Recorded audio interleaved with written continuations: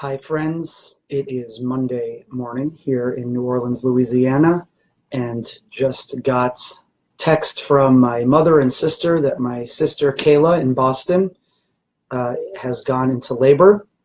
And so we're thinking about them and wanted to send positive thoughts and energy and prayers their way. So I thought, what better way than to do some Torah study in her merit and honor, and the merit and honor of the baby on its way. And I thought an appropriate piece would be something related to Pesach, Passover, which we're thinking about, and it's a specific piece of Torah that has to do with possibility and rooting and birth and rebirth, which seems appropriate. The Torah in Exodus chapter 13, verses 3 and 4, this is from Parshat Bo, says as follows. Vayomer Moshe el ha'am, Moses said to the people, Zachor es hayom hazeh asher yitzasem mitzrayim mibeis avadim, remember this day which God took you out of Egypt from the house of bondage, ki b'chozek yad hotzi Hashem etchem mizeh, because with a strong hand God took you out, v'lo ye'achel chametz, and you shall not eat chametz, you should not eat leavened foods. And then the next line, Hayom atem yotzim b'chodesh aviv. You leave today in the month of spring. So there's a couple of non sequiturs here. The first is just in the first line. Remember this day, God took you out.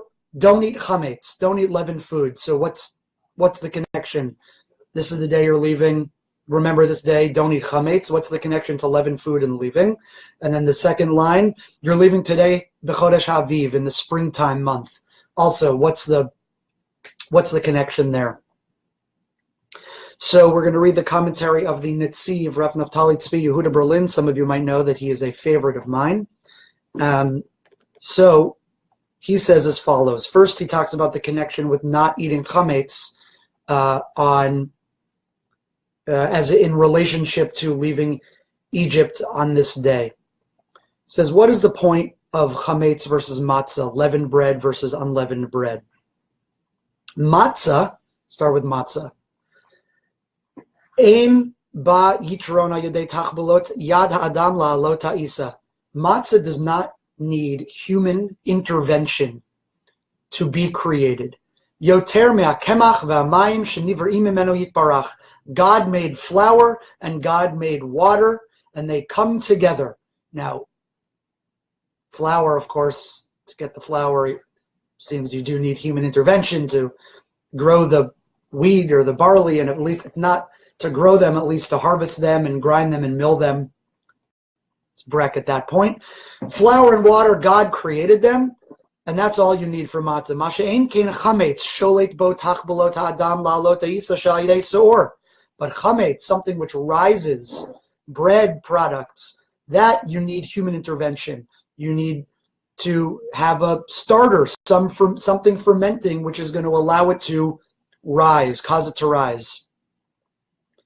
And the Netziv says that that basically, I'll paraphrase this part, that distinction between that which needs human intervention versus needs just what God makes in the world is a central paradigm for how we should view and understand the happenings of the Pesach story, the narrative of the Israelites leaving Egypt, that it was supposed to be, one of the central takeaways there was that it was supposed to be that this was really not human intervention. It was about God. It was, in a sense, naturalistic, just like flour and water coming together.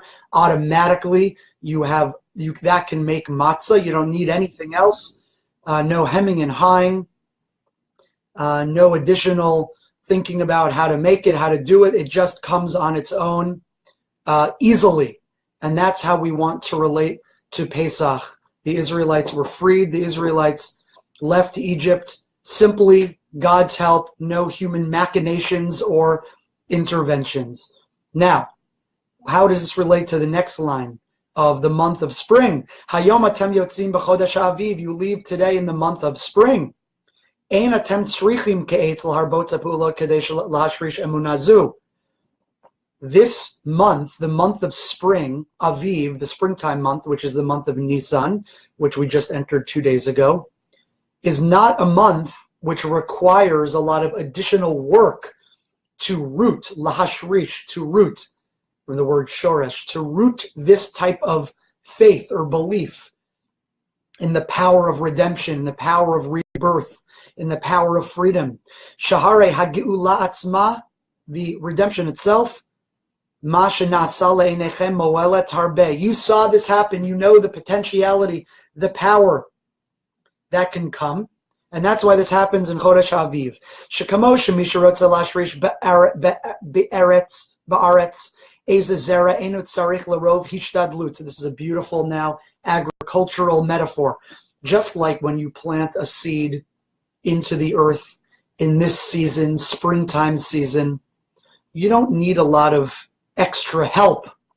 You just need sun, water, rain, you need good soil, and that seed is going to take root and grow on its own. Sheteva hayatzira notain b'shazu lahatzliach kol zera shemanichim ba'aretz. The power, the nature of the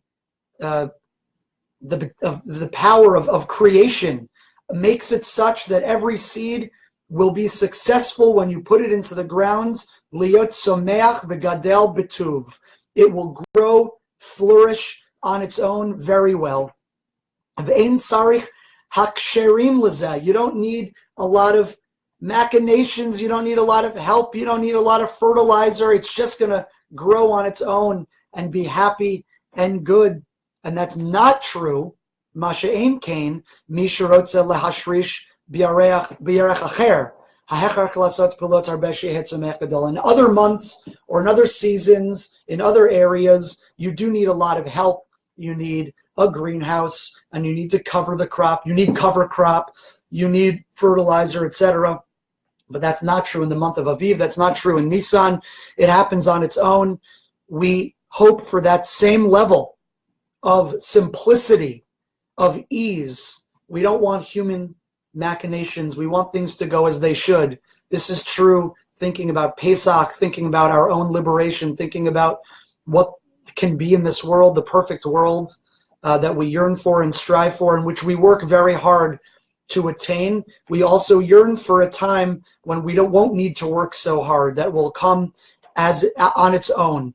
We symbolize that in the eating of matzah, which, as it were, at least according to this piece of Torah, is free from human intervention and human machinations. And also thinking right now about my sister, Kayla Faye, Kyla Fruma, Basaliza Shira, and her husband Eliav, their daughter Michal, and their baby, which they will soon welcome into the world.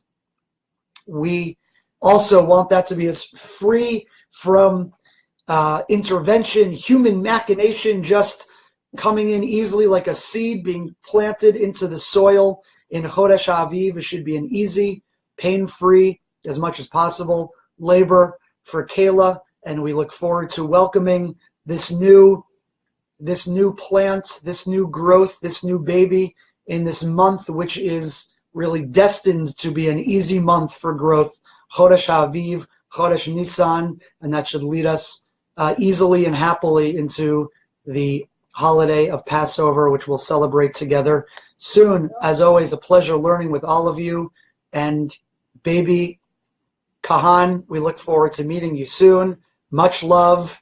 Chag Sameach, Shana Tova, Mazel Tov, only simchas, all good things. If you want a seat at our Passover Seder table, let me know. High fives all around. Go Kayla, go baby, go Celtics. B'sha Tova, love you, talk to you soon.